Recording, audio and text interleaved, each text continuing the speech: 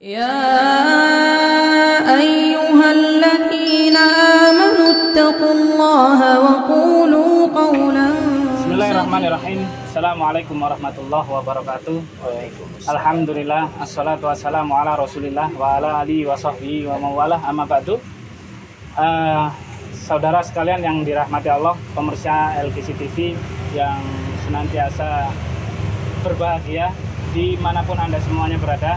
Alhamdulillah, puji syukur kepada Allah, kita sekarang ini bisa bertemu kembali. Ini kita berada di Pondok Pesantren Islamic Center LGC, Pondok Tercinta. Kita akan diskusi, kita akan berbincang-bincang singkat terkait dengan seputar kegiatan, apa saja kegiatan yang ada di LGC, kemudian khususnya pada pagi hari ini, pagi yang alhamdulillah sangat cerah ini, kita bisa berkumpul dengan anak-anak yang luar biasa di sebelah saya. Kemudian juga karena ada anak yang luar biasa, di sini juga ada ustadz yang luar biasa.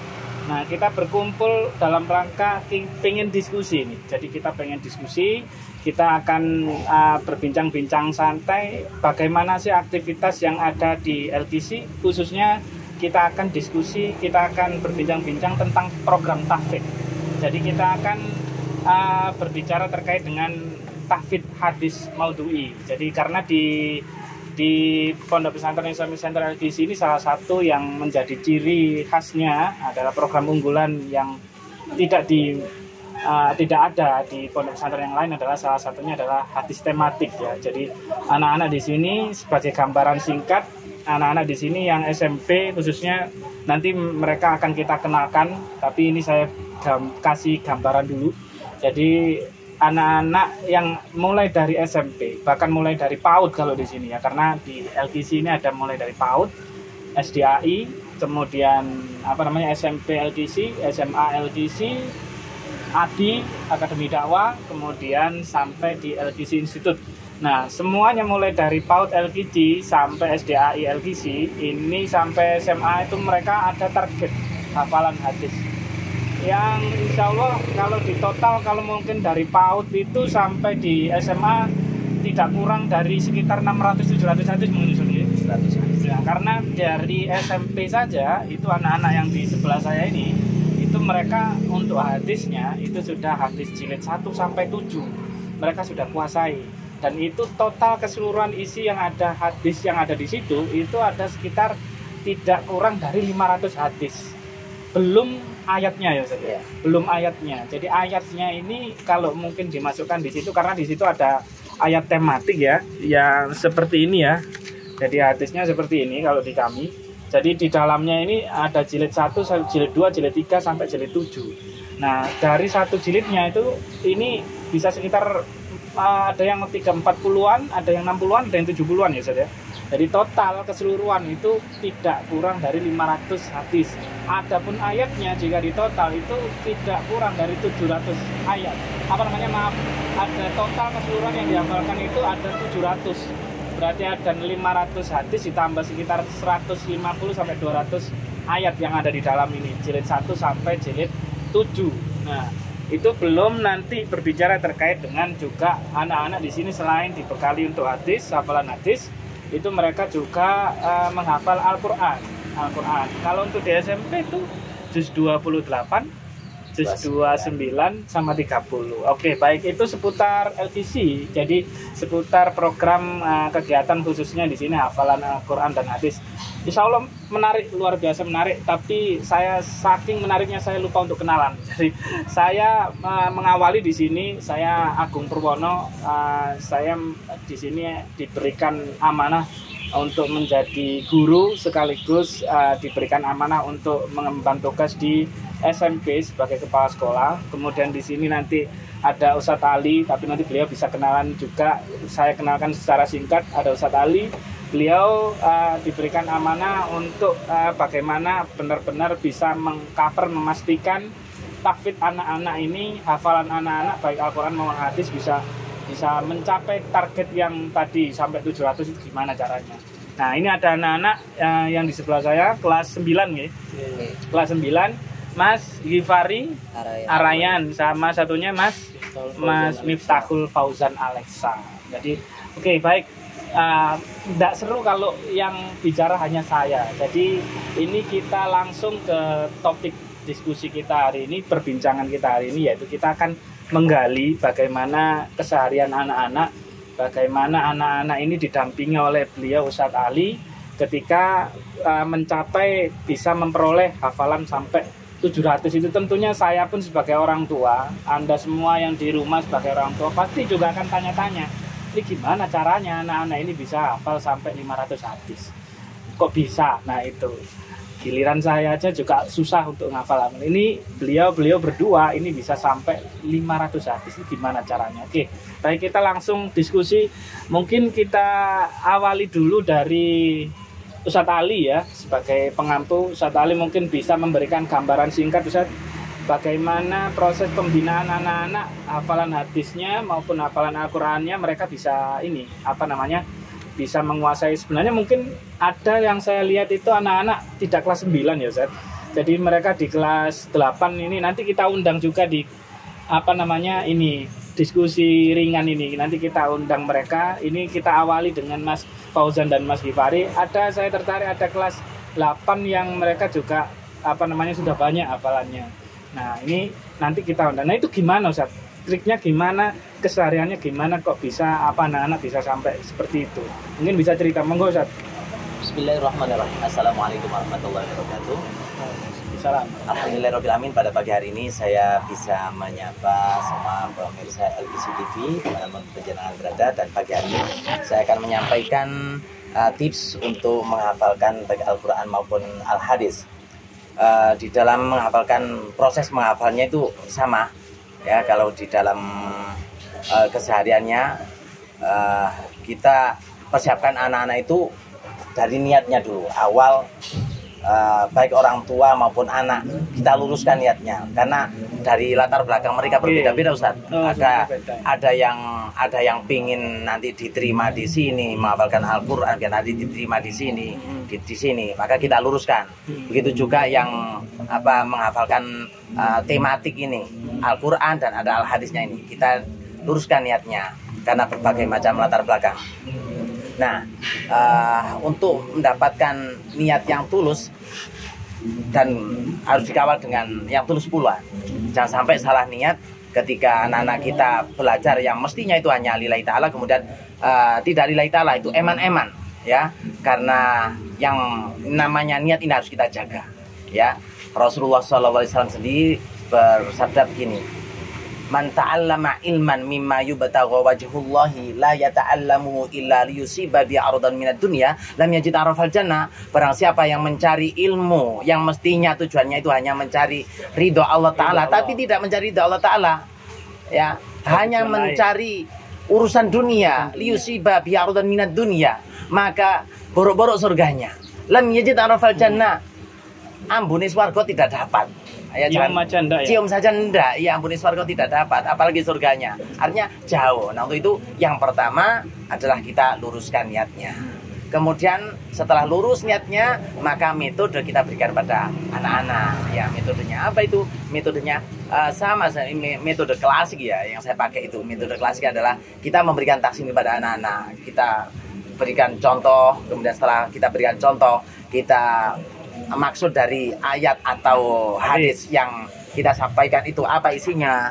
Setelah mereka paham, baru kita mengulang-ulang atau menghafalkan. Setelah menghafalkan, mereka menyetorkan. Setelah menyetorkan, nah mereka sudah punya bekal.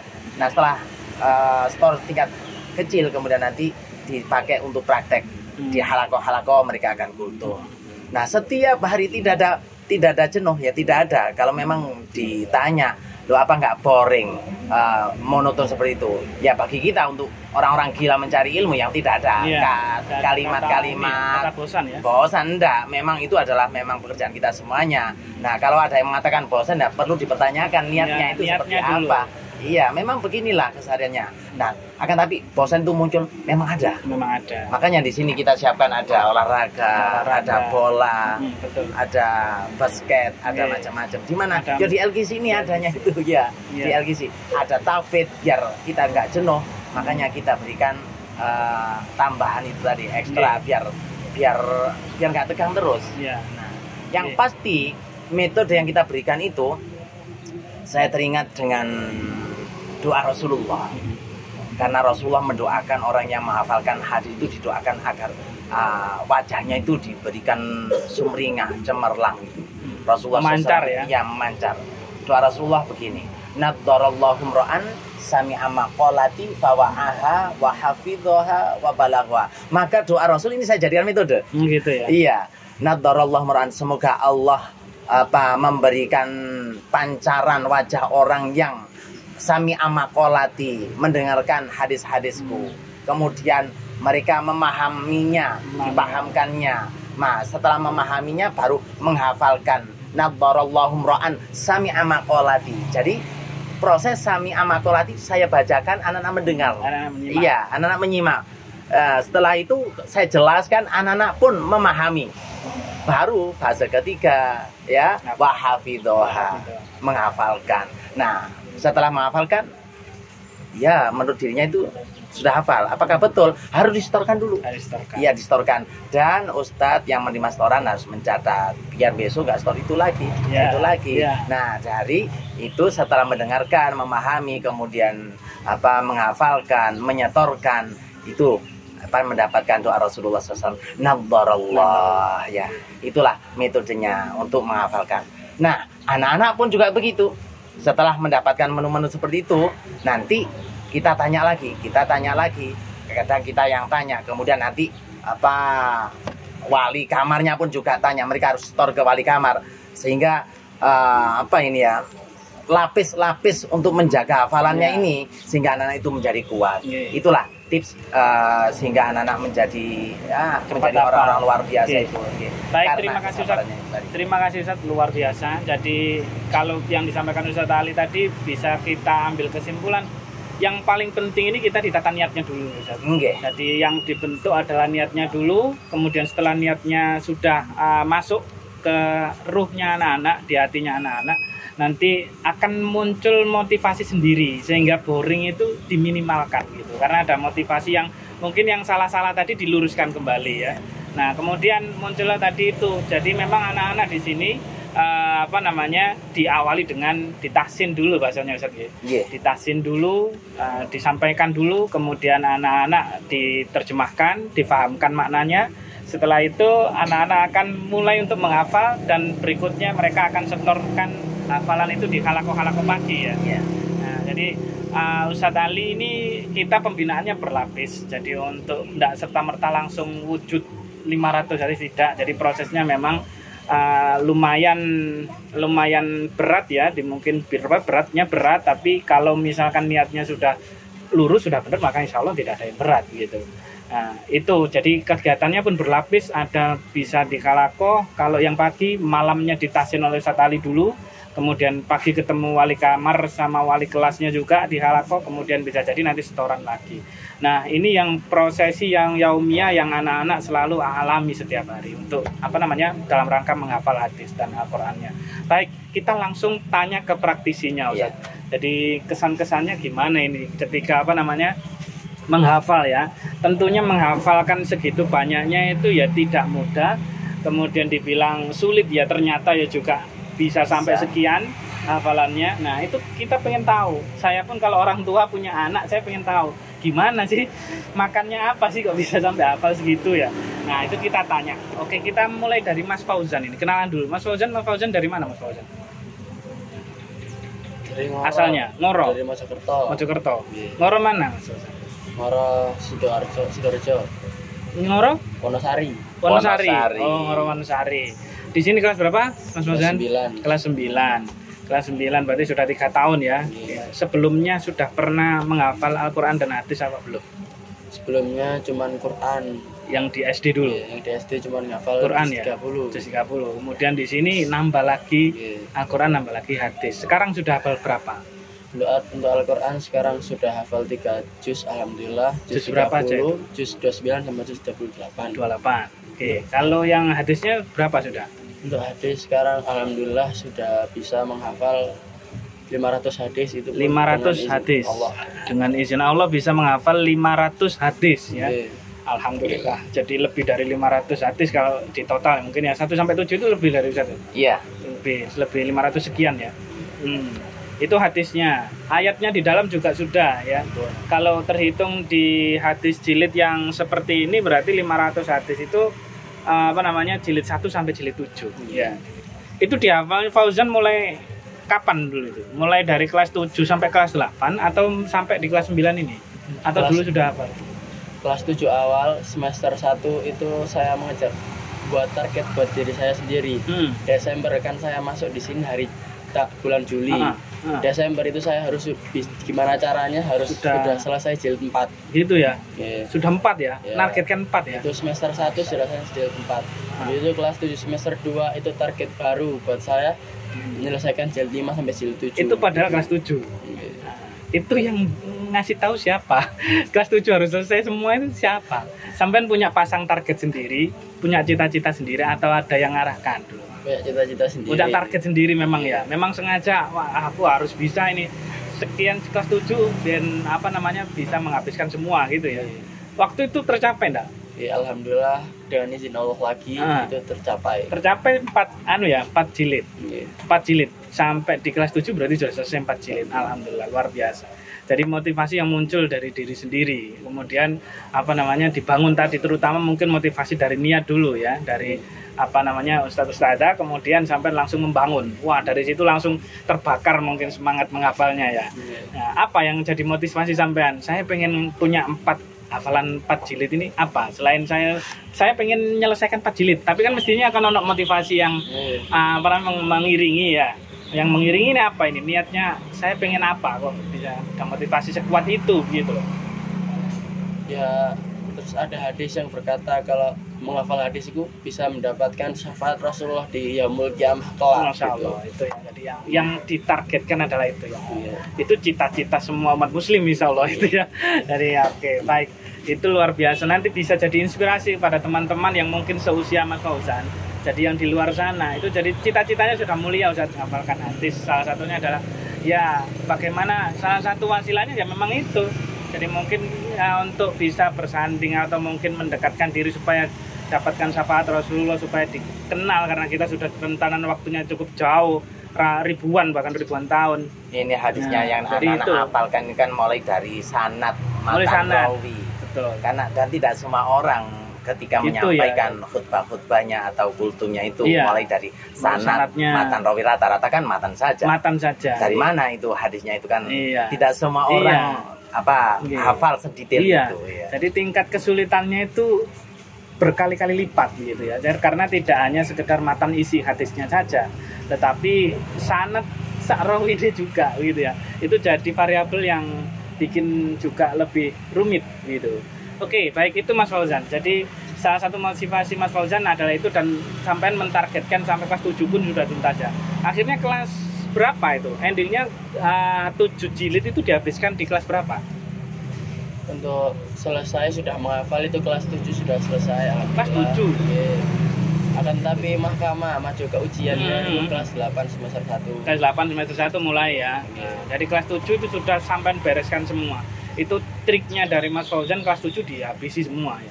Jadi target itu yang harusnya itu SMP itu sebenarnya targetnya pemirsa LKCTV sebenarnya targetnya adalah 4 ya. Jadi kalaupun mereka bisa sampai di target ke jilid ke-5, 6, 7 itu adalah sunnah ibaratnya. Sisi plusnya ketika mereka punya kemauan dan kemampuan lebih, mereka bisa lanjut sampai 6, 7, 8. Nah, 6, 7 ya Ustaz, dari 6 sampai 7. Jadi itu yang Fauzan targetkan justru kelas 7 itu mereka sudah menuntaskan sampai 7 jilid gitu ya. Dan memang untuk menjaga ini yang justru berikutnya adalah tantangan yang lumayan. Jadi baik, tentunya begini. Kita kita pindah ke Mas Ghifari. Jadi Mas Fauzan oke, kita tahan dulu, menarik sekali dari Mas Fauzan kelas 7 sudah beres ini Mas Ghifari. Mas Ghifari kenalan dulu. Mas Ghifari dari mana Mas Ghifari? Dari Surabaya. Surabaya mana Surabaya? Tandes. Surabaya Tandes. Masya Allah. Ini Tandes ada penghafal hadis. Ya, berbahagialah Tandes ya. Nah, dari Ngoro ada yang menghafal hadis Mojokerto yang mewakili saya luar biasa. Mojokerto. Nah, ini dari Tandes Surabaya. Jadi ada yang belajar di LGC untuk menghafalkan hadis. Selesai sampai berapa jilid sekarang Mas Gifari? 7 ya. 7 jilid, Masya Allah, berarti sama ya, sekitar 500-an hadis ya. Nah, kalau Mas Fauzan seperti itu ceritanya, Mas Gifari gimana ceritanya? Mulai kelas berapa dulu bisa sampai 7 jilid itu? Atau mungkin bertahap atau gimana kalau Mas Gifari? Kalau baru hafal 7 jilid itu kelas 8 semester 1. Kalau makamanya baru kelas 8 semester 2. Selesai semuanya itu kelas 8 semester 1 ya. Jadi mungkin tidak jauh beda dengan Mas Fauzan tadi gitu ya.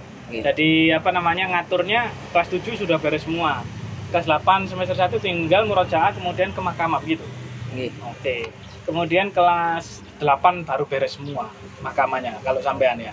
Nah, itu sudah lebih dari target ya Ustaz. Lebih dari target dan itu lebih dari ekspektasi. Karena ekspektasinya adalah sebenarnya itu targetnya SMP kelas 9. Nah, setelah inilah mereka akan mayoritas akan menghadapi yang namanya ujian terbuka. Jadi di LGC itu salah satu yang mungkin jadi sesuatu yang memukau adalah munakosah terbuka, munakosah hadis terbuka, hadis maudhu'i itu kalau mungkin di ujian itu sekelas ujiannya doktor sebenarnya. Ada istilah ujian terbuka itu adalah ujian doktor, disertasi. Munakosah maftuhah. Iya, munakosah maftuhah. Jadi mereka diuji oleh penguji yang bukan dari kita. Jadi ada yang diuji forum itu memang dengan internal, tapi ada kolaborasi juga dengan penguji ustadz-ustadzah yang syekh yang mungkin dari luar LGC. Jadi mereka mungkin tidak tahu backgroundnya anak-anak itu seperti apa, pengajaran di sini selama itu prosesnya seperti apa, mereka tidak tahu. Mereka tahunya adalah mereka hafalkan tuh sekian hadis, nanti mereka akan diuji langsung di hari itu. Bahkan anak-anak pun ataupun ya ustadz syekh yang menguji itu tidak kenal sebelumnya ya. Jadi, nah itu munakosah. Jadi kalau disertasi itu kita masih kenal, kadang bisa jadi forum kita juga masih kenal sama ini dan kita masih terbiasa. Ini anak-anak luar biasa. Jadi di usia mereka, kalau doktor mungkin ujiannya itu di usia kita ya. Artinya saya yang alami sendiri ketika magister ya ukurannya kita kalau mental itu kita sudah terbangun. Nah ini anak-anak nanti itu di kelas 9. Jadi anak-anak di kelas 9 kalau di LGC itu sudah diajarkan untuk tampil di forum ujian terbuka yang itu disaksikan oleh semua santri, kemudian disaksikan oleh wali santri ya Ustaz. Nah, dengan penguji yang dari luar pula dan beragam, bisa jadi penguji munakosah juga kadang tidak untuk kemungkinan juga dari luar negeri begitu ya Ustaz. Tapi hal yang paling menarik Ustaz itu penguji dari luar negeri justru anak-anak berebut gitu untuk ya? Mendapatkan kesempatan tersebut ya. Mereka gitu harus beradu, mereka harus menunjukkan kebolehannya sehingga bisa termasuk salah satu di antara anak yang terpilih. Iya. Dan mereka itu berebut. Jadi memang itu jadi sesuatu yang motivasi yang luar biasa. Karena penghargaan kalau diuji sekelas mereka mungkin ya nuansanya berbeda kalau saya yang uji mungkin ya. Jadi itu berbeda, itu ekspektasi anak-anak. Jadi memang saya dengar sendiri dari anak-anak. Oke baik. Nah, yang jadi pertanyaan menarik adalah kalau ini tadi dia bagaimana caranya untuk mendapatkan hafalannya ternyata ditempuh dalam kurun waktu tidak lebih dari 1 tahun. Kalau kelas 7 saja kita hitung-hitungannya mungkin tidak lebih dari 1 tahun ya Ustaz. Karena di kelas 8-nya mereka tinggal murojaah saja. Kemudian prosesi ke mahkamah karena setelah mereka hafal dihalakohkan, kemudian mereka harus ke mahkamah secara bertahap. Jadi mahkamah ini adalah forum ujian, majelis untuk ujian. Kalau ujian munakosah itu adalah ujian terbuka, nah ini adalah forum ujian tertutup gitu ya Ustaz. Jadi diuji oleh 2 ustadz yang tentunya bisa jadi bukan hanya Ustadz Ali, tetapi beberapa ustadz-ustadz yang ditunjuk di sana. Itu untuk menguji mereka. Jadi secara objektif bukan guru halakohnya. Jadi itu ujian tertutupnya. Nah di sini itu salah satu untuk menjaga proses hafalan itu sehingga nanti mutkin harapannya. Nah sekarang ini yang jadi pertanyaan menarik adalah setelah hafal 500 itu kira-kira gimana jaganya Mas Fauzan dulu. Jaganya ini ya apa bisa simultan terus hafalannya ini bisa seken sampai sekarang kelas 9 masih nyantol gitu, gimana itu? Ya setiap di sela-sela iqomah sama di sela-sela iqomah sama adzan itu kan ada waktu kosong. Dan itu kita buat untuk murojaah per hadisnya, per jilidnya gitu. Jadi kita targetkan 1 hari niku bisa merojaah dua jilid. Dua jilid ya. Iya. Satu hari 2 jilid. Iya. 2 jilid sekitar di atas 100. Iya. 130-an atau 120-an. Iya. Itu diurai di sholat-sholat ya. Sholat 5 waktu itu sembari nunggu iqomah merojaah berapa puluh hadis itu ya. Jadi itu salah satu metodenya Mas Fauzan untuk memelihara hafalan ya, menjaga hafalannya. Nah, kalau Mas Hifari gimana Mas Hifari? Kalau pulau biasanya habis isya kelmat beli kopi terus malamnya baru kerja. Itu ya, beli kopi ya. Ternyata kopi bisa menunjang hafalan. Kopi itu bisa menunjang hafalan. Untung saya enggak ada sponsor kopinya ini tadi ya. Dari kopi ini bisa jadi wasilah, jadi medianya santri untuk menghafal itu kopi. Ya, jadi berarti beli dulu, ambil posisi yang santai, kemudian sambil minum kopi sambil menghafal gitu ya Ibar ya. Oke, itu. Tapi mungkin masih ada tik-tik yang jurus-jurus yang lain untuk menjaganya lagi. Iya, selain mungkin murojaah ya. Oke, murojaah. Mungkin penguatan lagi. Penguatan hafalan ini gimana selain itu? Selain sampai membaca murojaah begini sambil minum kopi sambil santai, ada enggak cara lain yang mungkin bisa juga sampean pakai untuk menjaga hafalannya itu apalagi? Ya, setelah kita murojaah semua, niku minta tolong sama teman sebelahnya yang ada. Minta tolong dikasih pertanyaan apakah ini benar tadi murojaahnya atau salah gitu. Oh gitu ya. Jadi apa ya, kayak ini pade-padean, tebak-tebakan hadisnya. Kalau Mas Hifari apa lagi nih? Nggih sami. Sama, pade-padean. Nah, kalau selama sampean di pondok itu murojaah seperti ini murojaah secara mandiri ya, sampean menghafalkan kemudian sampean minta ke teman. Nah, kemudian ada enggak cara lain selain itu? Mungkin sampean sudah diberikan amanah untuk ngajar ke anak-anak enggak? Adik-adiknya dikasih? Ada ya? Nah, Mas Fauzan sama Mas Hifari ada? Ada. Nah, itu apa yang disampaikan hadisnya? Nah, itu semacam apa? Sampean melatih adik-adiknya atau memberikan kajian isi hadis itu, menyampaikan isi hadis itu ke memberikan kajian dengan cara menahsinnya per hadis ya. Tadi diulang-ulang sampai mereka itu hafal, kemudian dijelaskan apa maksud dari hadis tersebut. Oh gitu. Itu salah satu cara ya Ustaz, yang digunakan selain murojaah mandiri, kemudian dengan teman. Mungkin kemudian tadi diajarkan juga di forum majelis-majelis kecil. Karena adik-adiknya ini yang kelas 7, kelas 8 mereka kan juga berjuang menghafal. Jadi Mas Fauzan sama Mas Hifari itu mereka juga sharing, bisa jadi ya. Sharing caranya memelihara hafalan Yoko, meditasikan juga ya. Nah, itu oke, baik. Ini yang kaitannya dengan bagaimana menjaga hafalan. Ya, bagaimana menjaga hafalannya, kemudian memelihara hafalannya yang segitu banyaknya.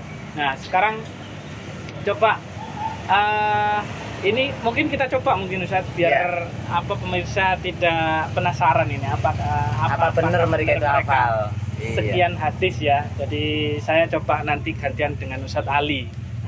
Ini di sini ada jilid 1, 2, 3, 4, 5, 6, 7. Kita ambil secara acak ya, tidak semua. Tenang aja, ini bukan munakosah. Karena ini memang hanya kita bincang santai dan ya anggaplah ini murojaah.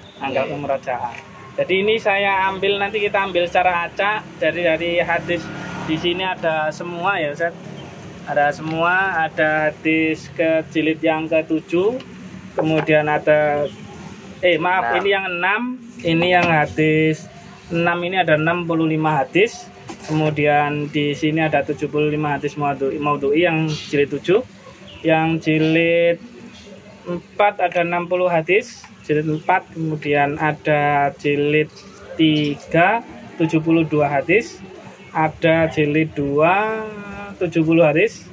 Kemudian ada jilid 5 ini Arba'in Nawawi ya Ustaz. Arba'in Nawawi ya. Kemudian jilid 5 dan 60 hadis yang di dalamnya juga ditambahkan ayat-ayat yang tematik begitu ya. Jadi kita coba ambil secara acak, nanti saya dengan Ustaz Ali saya coba yang pemanasan dulu jilid 1. Jilid 1 yang paling dekat sama saya ini Mas Hifari. Ini tentang toharoh. Coba Hadis ke-47 itu tentang apa Mas Ghifari? Sucinya air laut. Nah, itu sanadnya dari siapa? Abu Hurairah. Abu Hurairah. Coba dibacakan isi hadisnya. Bismillahirrahmanirrahim. Wa tuhuru ma'uhu al-hillu maitatuhu. Masya Allah. Betul sekali. Luar biasa. Ini padahal saya tanyakan tadi sanadnya dulu. Coba, kalau saya sudah bingung itu. Ini yang hadis jilid 1 lagi. Mas Fauzan sekarang. Mas Ghifari sudah mumtaz. Sekarang yang Mas Fauzan. Hadis, saya bacakan hadisnya Mas. Ini hadis keberapa? Man mata la yusyriku billah. Hadis ke-33. Hadis ke-33 tentang apa itu? Tentang mati dalam keadaan iman. Masya Allah. Sanadnya dari siapa? Dari Jabir. Masya Allah. Luar biasa. Mumtaz. Coba Ustaz. sekarang Coba Ustaz. saya yang memberikan pertanyaan untuk Mas Ghifari dulu ya. Saya berikan pertanyaan bertubi-tubi. Baik. Hadis ketiga tentang apa? Larangan isbal. Oh, ini saya tunjukkan hadis jilid yang kedua ya. Baik, benar. Hadis yang ketiga larangan isbal. Hadis keempat sanadnya dari siapa? Abu Hurairah. Hadis yang ke-8 tentang perdukunan. Hadis dari siapa? Sofia. Riwayat siapa? Abu Daud. Rawahunya coba bacakan dari semuanya. An Sofia. Bismillahirrahmanirrahim. An Sofia radhiyallahu anha. Anan Nabiyya sallallahu alaihi wasallam qala an ata'arrafan fas'alahu an syai'in am taqabbalahu salatun arba'ina lailah. Rawahu Abu Daud. Yang tepat adalah rawahu Muslim. Ya.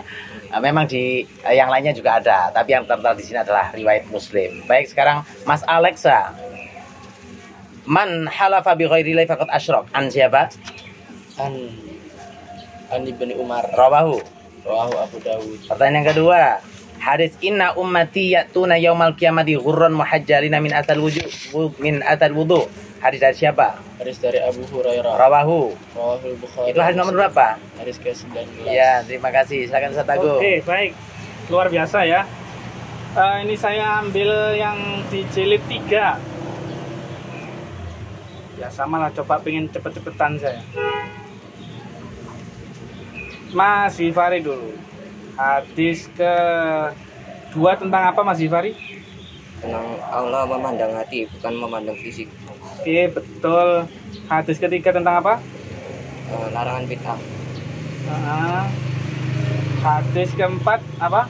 Larangan bid'ah yang kedua. Oke, betul. Hadis kelima? Allah dan Rasulnya melaknat orang yang melakukan bid'ah. Oke, membuat bid'ah atau perkara baru ya. Nah, dari siapa? Kalau yang hadis kelima itu sanadnya? Dari Ali. Nah, coba dibaca. Bismillahirrahmanirrahim. Ma'an Aliyin radhiyallahu anhu qala Rasulullah sallallahu alaihi wasallam faman ahdasa hadasan aw awa muhdisan fa alaihi la'natullahi wal malaikati wan nasi ajma'in la yuqbalu minhu 'adlun wala sarfun. Rawahu Bukhari wa Muslim. Mumtaz. Mas Fauzan, tebak hadis keberapa ini? Idza dakhala al-khala'a qala Allahumma inni a'udzubika minal khubuthi wal khaba'is. Hadis keberapa? Hadis ke-6. Hadis ke-6. Betul. Idza atahadakumul ghaita. Hadis keberapa? Hadis ke-8. Hadis ke-8. Acak ya. Acak-acak ini pemirsa. Badam bi muqaddami ra'sihi. Hadis keberapa? Hadis ke-15. Oke, lompati. Umirtu an asjuda ala sab'ati a'dum. Hadis ke-33. Masya Allah, seiso ya. Kualitas Kana yakulu fi duburi kulli salati maktubah. Hadis keberapa? Hadis ke-42. Tentang apa itu? Tentang zikir setelah sholat. Masya Allah. Usika ya Mu'ad. Hadis keberapa? Hadis ke-46. Tentang apa? Tentang zikir setelah sholat. Sanadnya dari siapa? Dari Mu'ad bin Jabal. Rawinya siapa? Rahu Ahmad. Masya Allah. Tafsir sudah luar Mas biasa. Ghifari, kadang-kadang walaupun yang saya pegang jilid 4, bisa jadi yang saya tanyakan jilid 3 nanti ya. Mas Ghifari Ar-Royan. Di sana ada, saya mengambil di bab 4. Tentang apa bab 4 ini? Jilid yang keempat, bab 4. Mengunjungi orang sakit. Marine. Adab menghadapi Kematian. iya, menghadapi orang mati. Oke. Saya ambilkan coba hadisnya. Kita diperintah untuk memperbanyak menyebut pelebur kenikmatan. Hadis nomor berapa itu? 15. Bacaan hadisnya. Bismillahirrahmanirrahim. Ma'an Nabi Hurairah radhiyallahu anhu qala Rasulullah sallallahu alaihi wasallam aksiru dzikra hadimil ladat al-maut rawahu Tirmidzi. Ada 3 yang mengiringi ya yatba'ul maita salah satun. Itu hadis nomor berapa? 18. Hadis dari siapa? Riwayat siapa? Anas bin Malik. Oke. Sesungguhnya Allah Azza wa Jalla membuka tangannya lebar-lebar untuk menerima taubat hambanya melakukan dosa di waktu malam hari dan seterusnya. Hadis nomor berapa? 24. Bacaan lengkap.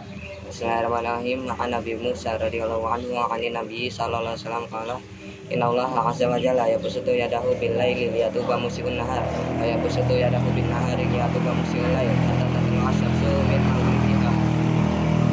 Rawahu Muslim. Masya Allah, Surabaya nih, lihat nih, Surabaya, ayo daftar kabeh nang LGC. Tunggu apa lagi ya kan? Iya. Wes buktinya kok yang ini kan? Iya. Ya, Coba ini yang Mojokerto.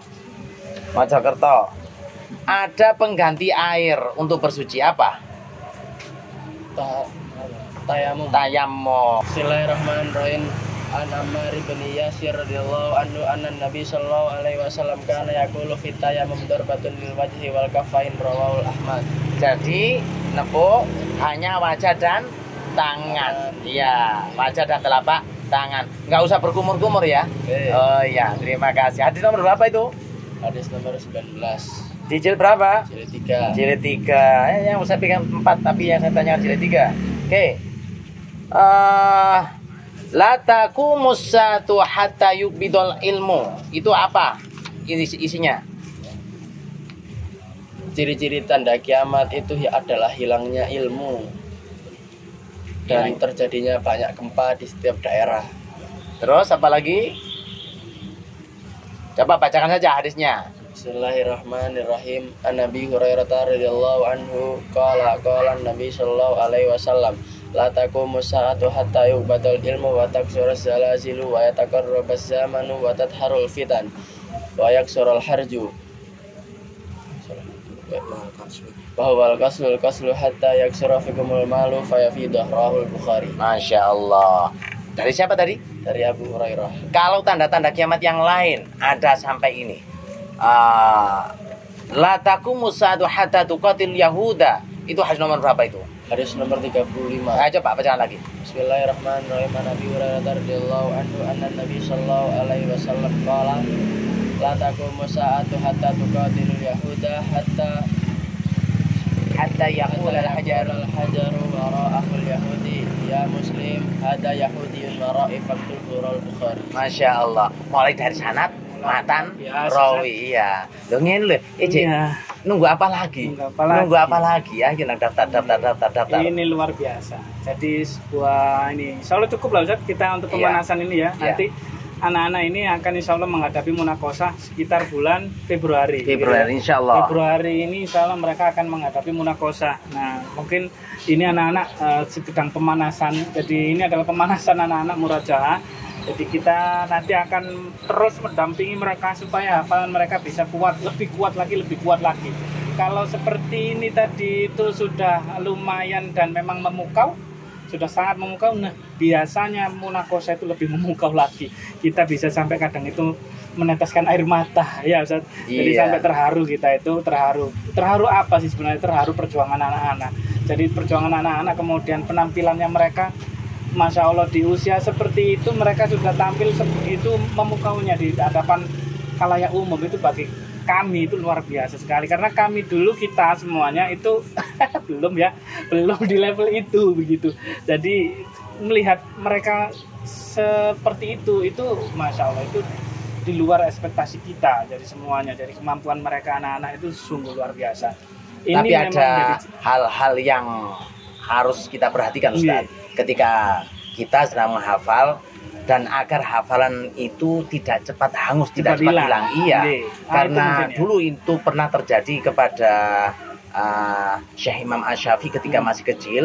Kemudian beliau mengadukan kepada gurunya Syekh Waki, wahai guru, kenapa ini hafalan saya kok hilang? Pagi hafal, sore hilang, sore hafal, pagi hilang. Kemudian yang biasa kita pakai kita baca itu syakautu ila waqi'in su'a hifzi wa arsyadani ila tarkil ma'asi wa akhbarani bi annal ilma nurun wa nurullahi la yuhdali asi. Aku mengadukan tentang buruknya hafalanku kepada guru saya Syekh Waki. Kemudian beliau memberikan saran kepadaku agar aku meninggalkan perbuatan maksiat. Iya, artinya apa? Kita harus paham bahwa maksiat itu bisa menghalangi, bisa menghilangkan hafalan yang sudah mereka bangun. Nah, kita juga kadang ustadz-ustadz ini membayangkan. Jadi kalaupun misalkan antum semua yang di sini sudah berjuang sampai ya tadi itu ya nggak mati-matian lagi bahasanya, mungkin sudah ya luar biasa waktu, tenaga, pikiran sampean gunakan untuk benar-benar fokus menghafal. Lihat tadi ceritanya dari Ustadz Ali, bagaimana ulama menjaga hafalannya, keinginan mereka untuk menjaga hafalannya sungguh luar biasa. Kemudian ketika diperoleh mereka bagaimana menjaganya. Nah, sampai sudah dapat 500 lebih, baik itu hadis ditambahi ayat yang tematik yang di sini tadi itu sudah luar biasa hafalannya. Oleh karena itu kadang kita ustadz-ustadzah ini pengen bahwa jerih payah sampean itu tidak langsung pupus begitu. Jadi apa yang sampean sudah gapai, apa yang sampean sudah peroleh itu nanti gayung bersambut. Karena di usia kita itu tidak dipungkiri ya Ustaz. Jadi ketika di luar tadi kemaksiatan itu bisa mengikis hafalan, bukan hanya kemaksiatan mungkin. Jadi iklim yang berbeda, suasana yang berbeda itu bisa jadi akan mempengaruhi juga terhadap hafalan. Saya yakin, kita yakin lah Ustaz ya.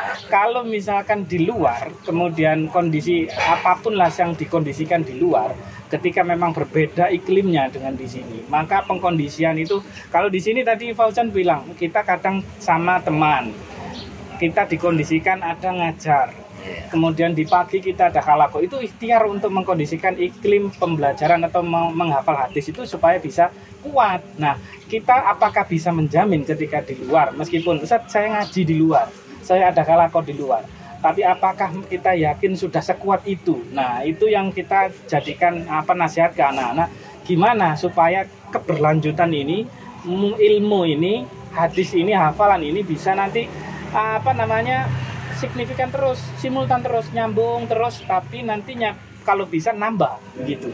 Karena nanti di SMA itu harapannya yang kita sampaikan seperti itu nasihat, terutama Mas Fauzan sama Mas Ghifari. Kita pengen yang seperti ini, itu pengen kita. Jadi kita selalu doakan juga, terlepas semuanya juga kita doakan. Ya Mas Ghifari, Mas Fauzan, kita minta Mas Fauzan, Mas Ghifari, sampai kalau bisa di sini, tetap di sini, sehingga tetap di SMA LKC. Kenapa? Bukan semata-mata kepentingan kita untuk di SMA LKC, tidak. Tapi kita juga berharap bahwa nanti hafalan mereka, kita ada keinginan bahwa kita juga berempati kepada mereka, bahwa hafalan yang sudah mereka capai, hadis, Al-Quran, itu yang tidak semua orang mungkin bisa di luar. Dan tidak semua nanti bisa yakin kuat menjaga di luar. Itu mereka bisa tetap ada di sini, di iklim yang sama, di semangat menghafal yang sama. Nanti bisa dikawal dengan guru-gurunya yang sudah sudah biasa mengkondisikan itu. Maka nanti harapannya akan berlanjut. Jadi nanti mungkin dari SMP 500, ketika di SMA bisa jadi akan lebih dari itu. Bisa sampai 1000 hadis, bahkan nanti bisa kita undang yang teman-teman yang sudah SMA di sini, mereka sudah 800-an hadis.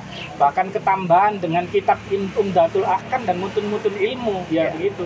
Jadi ini yang kita harapkan. Makanya kita di forum ini ingin mengajak ke semuanya, orang tua terutama, supaya apa? Kita sama-sama memahami bahwa jerih payah anak-anak tidak semata-mata ini terkait dengan urusan yang lain ya, tapi dengan ini tadi niat yang pertama, jadi niat menghafal Al-Quran dan hadis. Setelah itu kita jaga. Nah, jaga ini loh Bapak Ibu yang susah. Jadi jaga ini yang susah, mengkondisikan mencari iklim yang seperti ini yang susah. Jadi saya rasa pondok pesantren itu adalah tempat yang paling pas. Bagaimana sekarang kalau panjenengan semuanya lihat kondisi di luar seperti apa, keadaan di luar seperti apa, di masa anak-anak yang seusia mereka itu mereka di sana sedang enjoy apa, kemudian sementara mereka yang di sini mereka berjuang untuk menghafal Al-Quran dan hadis. Nah, ini yang kita harapkan. Pesantren yang mungkin kita rekomendasikan adalah tidak ada lain, ya memang LGC ini yang untuk apa? Untuk menjaga ulumul hadisnya. Di sini sudah tidak ada, insya Allah. Kalau di Jawa Timur, kalau Al-Quran mungkin banyak ya, tapi kalau untuk hadis tematik, maudhu'i apalagi, dan memang sudah terbreakdown, kurikulum sudah tertata dengan jelas, mereka hafalannya tidak diragukan lagi, tadi sudah seperti itu kemampuan mereka. Dan ini sampel dari angkatan keberapa sama Ndo? Angkatan ke-11. Angkatan sebelum-sebelumnya itu juga mereka seperti ini banyak. Maka tidak diragukan lagi saya rasa. Jadi kalaupun kita masih pengen tahu seperti apa prosesi munakosah, panjenengan semuanya pemirsa LGCTV bisa browsing di YouTube, bisa cari semua kegiatan munakosah Al-Quran dan hadis, semuanya insya Allah semua sudah diekspos di YouTube. Jadi di YouTube semua ada, di mana penampilan mereka-mereka yang memukau itu diuji oleh syekh-syekh. Nah, baik itu dari luar negeri, dari Mesir, nah, semuanya ada di sana. Dari Malaysia, dari Singapura, penguji mereka. Nah, syekh-syekh dari Indonesia itu juga banyak, dari perguruan tinggi. Itu bagaimana ketika menguji mereka. Nah, itu semua tayang di YouTube.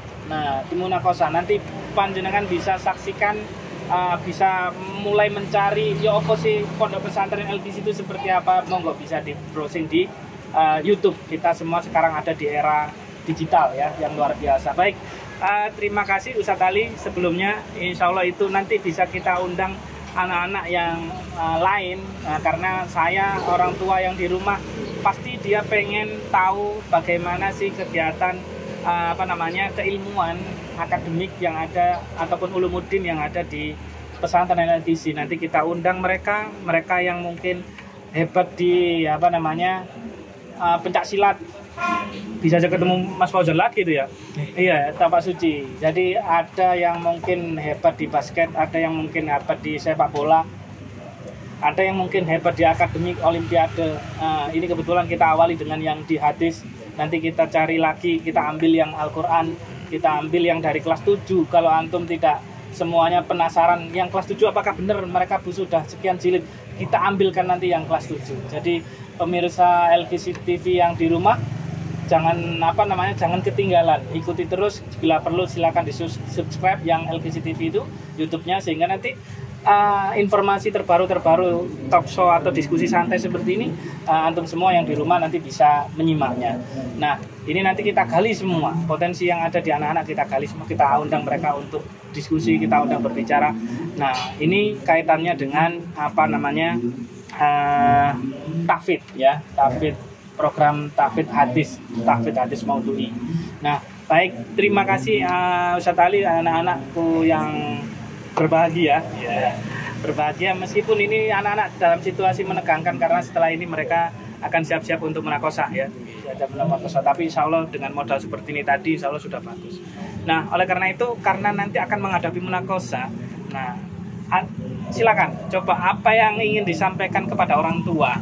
Saya yakin anak yang solih itu tidak luput pasti pengen doa dari orang tua. Supaya apa? Supaya nanti sukses. Selain daripada Allah sampai berdoa setiap hari, nanti orang tua, sehingga nanti segitiga anak, orang tua, gurunya, nanti Allah sinergi semuanya sama-sama ketemu. Nah, nanti akan jadi generasi yang luar biasa. Gimana, apa yang disampaikan kepada orang tua? Minta doa, minta restu. Silakan, Mas Fauzan dulu. Ya, minta restu buat orang tua saya agar saya Ibu siapa disapa dulu dong. Iya. Bunda, Umi, Ibu. Assalamualaikum Bunda, Umi, Ibu. Apa ini panggilnya? Ya, Ibu. Ibu, apa bapaknya apa? Gak usah malu. Ayah. Oh, coba dipanggil. Ya, untuk ayah sama ibu, ya assalamualaikum. Niki saya adik Fauzan, minta doa restu buat melaksanakan munakosah. Semoga biar dapat hasil yang terbaik bagi adik. Amin. Terus ya semoga adik ini bisa jadi anak yang membanggakan dan sukses dunia akhirat. Amin. Ya, sampun amin. Oke, Mas Givari sekarang. Oke, Bapak Ibu, kalau saya mau minta ridhoan, minta doanya buat ketika munakosah bisa lancar, bisa membanggakan Bapak Ibu. Ya, Bu. Oke, baik. Oke, Bapak Ibu, jadi Bapak Ibu dari Mas Fauzan, dari Mas Gifari, terutama ya doa semuanya, orang tua wali santri semuanya, kita minta doa, kita minta dukungan semuanya, panjenengan semua. Nanti insya Allah Februari mereka kelas 9 akan menghadapi yang namanya munakosyah hadis. Jadi itu situasi yang luar biasa bagi anak-anak, forum yang luar biasa. Maka mereka butuh support, mereka butuh dukungan panjenengan semua, mereka butuh dukungan spiritual, doa panjenengan semua, supaya apa? Supaya mereka bisa sukses nantinya, berlaga di munakosyah itu bisa lancar semuanya. Mereka bisa menjawab pertanyaan semua dari penguji. Nah, insya Allah itu keinginan kita semua. Terakhir ini, karena kita sekarang ada di momen PSB ya, terakhir. Mas Fauzan sudah di SMA LGC apa belum? Alhamdulillah sudah mendaftar di kelas kader ulama. Alhamdulillah. Mas Fauzan alhamdulillah sudah ada di SMA LGC. Dan ini Mas Gifari? Ya, Sami. Sudah di program apa? Kader ulama. Alhamdulillah. Jadi mereka semua pemirsa dua-duanya sudah mendaftar di SMA LGC, masuk di program kader ulama. Karena memang di LGC ini, di SMA LGC ada tawaran peminatan ya, ada program Azhari, internasional Azhari yang nanti akan ke Al Azhar itu, kemudian ada kader ulama, ada sains, ada multimedia, banyak sekali program yang ada di sini, peminatan di sini. Panjenengan semua bisa nanti informasi detailnya bisa tertera di sini dan bisa browsing terkait dengan PSB LGC tahun 2024-2025. Nanti panjenengan bisa cari informasi, gali informasi sebanyak-banyaknya. Silakan bisa ambil kontak person yang ada di bawah terkait dengan apa saja program yang di sana. Antum bisa nanti juga browsing di YouTube, karena talk show, podcast terkait program-program tersebut insya Allah sudah ada semua di YouTube. Nah, begitu. Yang paling menarik lagi, saya lupa tadi Ustaz, lompat-lompat ini Ustaz. Jadi alasannya dari mereka tadi, kekhawatiran kita sudah terjawab ya Ustaz ya. Jadi mereka lanjut ke SMA LGC ini alhamdulillah, sehingga nanti mereka bisa menjaga hafalannya. Ini yang paling penting. Mereka bisa menjaga hafalannya, menambah hafalannya. Nah, yang paling penting lagi, kenapa dari sekian program kok milih kader ulama, Mas? Ya, karena ingin menjaga dan menambah hafalan dan juga ingin meneruskan perjuangan para ulama-ulama terdahulu. Masya Allah, luar biasa. Mas Gifari gimana Mas Gifari? Kalau ingin bisa kayak pondok salaf di luar, hafalannya, hafiyah, mutem ilmu, gitu-gitu sih. Oh gitu. Oke. Ada yang pengen jadi ulama, ada yang pengen menghafalkan mutun-mutun ilmi. Jadi keilmuan, kitab-kitab kepengen mereka hafal, luar biasa.